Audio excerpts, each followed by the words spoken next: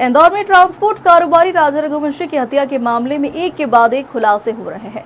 राजा की हत्या के बाद सोनम इंदौर आई थी, जिस बिल्डिंग में ठहरी थी उसका मालिक सामने आया है और कई बड़े चौंकाने वाले खुलासे किए। ट्रांसपोर्ट कारोबारी राजा रघुवंशी की हत्या करने के बाद पत्नी सोनम रघुवंशी इंदौर आई थी। वह यहां 26 मई से 7 जून तक रुकी थी। इस दौरान वह 26 से 29 मई तक स्कीम 114 में एक होटल में ठहरी थी। 30 मई से 7 जून तक इसी इलाके की एक बिल्डिंग में फ्लैट में रुकी। यह बिल्डिंग ग्वालियर निवासी लोकेंद्र सिंह तोमर की है। इस बिल्डिंग को ठेके पर लेने वाली शिलाम जेम्स ने बताया कि यह फ्लैट विशाल चौहान ने अपने नाम से किराए पर लिया था। इसके लिए 30 मई को 3 महीने का किराया 51,000 रुपए एडवांस दिया था। जेम्स ने बताया कि एग्रीमेंट विशाल चौहान के नाम से करवाया था।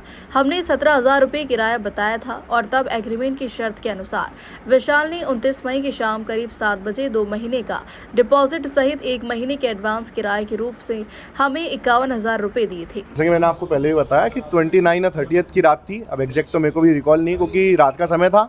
29 या 30 की बात है, और शाम के समय आए थे। उन्होंने, जैसे मैंने आपको बताया, उन्होंने मेरे को बोला कि उनके मकान मालिक जो वहाँ अभी जहाँ पे रह रहे हैं उनसे उनकी कुछ आर्ग्यूमेंट हो गई है, तो मकान मालिक ने कहा है आपको हम नहीं रख पाएंगे, आप तो इमीडिएट फ्लैट खाली कर दो।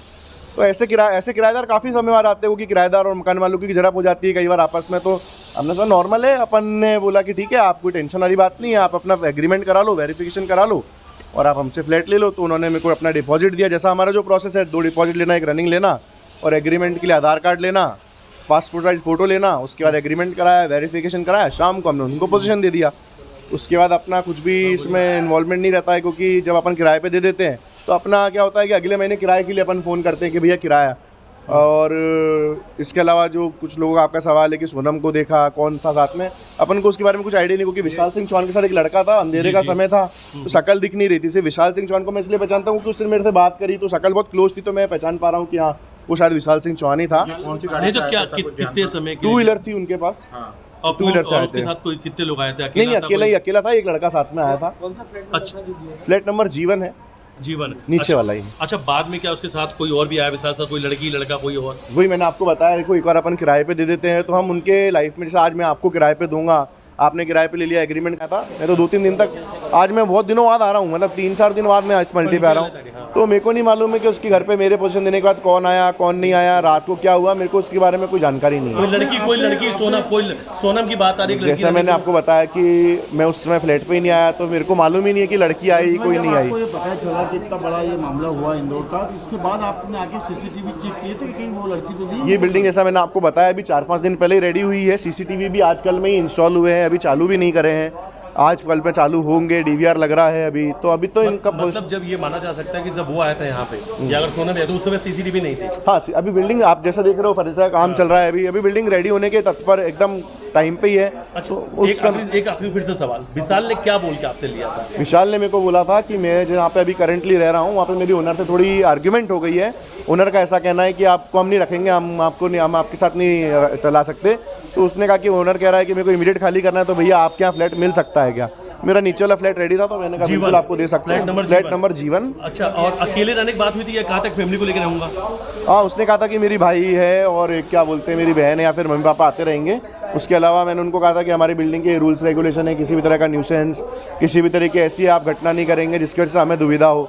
वो एग्रीमेंट में सब रिटर्न में भी है, तो उन्होंने कहा था हाँ भी ऐसा कुछ भी नहीं है। इंदौर पुलिस क्या बताया था? करता है, पढ़ाई करता है या क्या काम करता है, क्या बताया था? उसने बताया था मैं इंटीरियर डिजाइनिंग का काम करता हूँ और मेरा क्या बोलते हैं यही प्लाईवुड और स्टील का काम है। प्लाईवुड और स्टील आ रहे हैं, माता पिता आ रहे हैं, भाई बहन आ रहे हैं, दोस्त आ रहे हैं।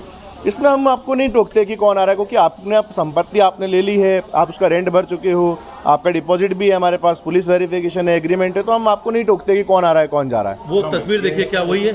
हाँ, यही लड़का था, ये इसका नाम ही है विशाल सिंह चौहान। इसको मैं मिला हूँ, इसको अपने ही आधार कार्ड पे था, इसी के आधार कार्ड पे। तो लोकल इंदौर के आधार कार्ड था जिस पे इसने आके यहाँ पे लिया था? वो मैंने मंगाया है, एक मिनट आपको कंफर्म कर देता हूँ। इसने 2+1 जो हमारा स्टैंडर्ड रहता है वो डिपॉजिट इसने दिया, रनिंग दिया। अब आगे आप पुलिस के साथ किस तरह सहयोग करने वाले हैं? जो भी पुलिस को सहयोग लगेगा हम उसमें बिल्कुल राजी हैं, और उसमें कोई ऐसी दोराई नहीं, क्योंकि जो जुर्म उन्होंने करा है हम भी सोचते हैं कि वो संगीन है, क्योंकि आजकल की नई जो युवा पीढ़ी के लिए एक तरीके से उदाहरण सेट करना है, तो पुलिस जो भी प्रशासन हमसे मदद मांगेगा हम उसके लिए बिल्कुल उनके साथ हैं। G+ अपने वो 2+1 आपको लगता है 3 महीने का एक साथ रेंट देके चला गया? हमारे जो एग्रीमेंट रहता है उसकी जो टर्म्स एंड कंडीशन ये रहती है कि आप 6 महीने से पहले फ्लैट खाली करते हैं तो को डिपॉजिट वापस नहीं होता, 6 महीने के लिए मिनिमम इंसान को लेना रहता है फ्लैट, और 2 डिपॉजिट एक रनिंग एक साथ लेना रहता है। एग्रीमेंट और वेरिफिकेशन से पहले अपन इनको पोजीशन नहीं देते किसी भी टेनेंट को। तो ये हमारे स्टैंडर्ड प्रोसीजर्स है जिसके हिसाब से हमने उनको फ्लैट दिया आपको था। पैसा देकर रहने कब से आया था? उसने मेरे को पैसा दिया था 29-30 को शाम को 7 बजे के आसपास, और एग्रीमेंट और वेरिफिकेशन के लिए उसने आधार कार्ड भी उसी समय मेरे को पहुंचा दिए थे।